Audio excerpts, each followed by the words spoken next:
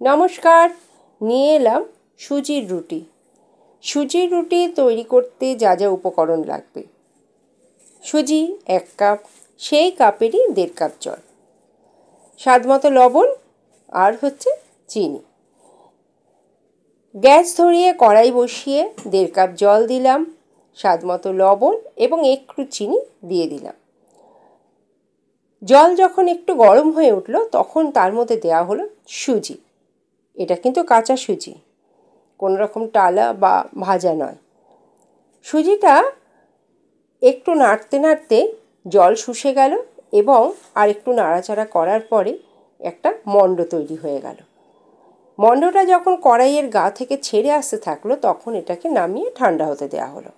ঠান্ডা হয়ে যাওয়ার পর এটাকে ভালো করে মেখে নেওয়া হলো, একদম যেমন আটা ময়দা মাখা সেরকমভাবে।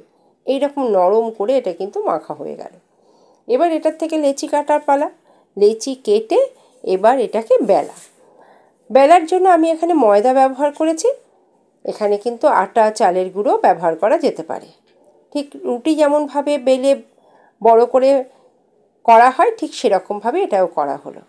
এবার গ্যাসে চাটু বসিয়ে চাটু একটু গরম হওয়ার পরে এই রুটিটা দিয়ে দেওয়া হলো। চাটুটা যেন ভালো করে গরম হয়।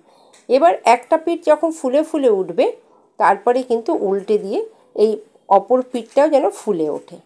তারপরে একের পর এক রুটি ভেজে নাও। দেখো কেমন ফোলা ফোলা রুটি হচ্ছে। এই রুটিটা কিন্তু সকালে জলখাবারের সঙ্গে বা টিফিনে বা রাতেও কিন্তু খাওয়া যেতে পারে। আর এই রুটির ধারটা কিন্তু একটু ফাটা ফাটা হয়। যদি মনে হয় যে রুটির ধারটা একদম প্লেন থাকবে তাহলে এরকমভাবে বাটি বসিয়ে কিন্তু কেটে নিলে ধারটা কিন্তু প্লেন থাকবে। আমার চাটুটা খুব গরম হয়ে গেছিলো বলে একটু কমিয়ে দিলাম। এবার আবার উল্টে পাল্টে ভেজে নাও। দেখো একদম সুন্দর নরম রুটি তৈরি। দেখো কতটা নরম যে একদম মুঠোর মধ্যে চলে এলো। আর একদম সাদা হয়, দেখতে কিন্তু খুব সুন্দর হয়।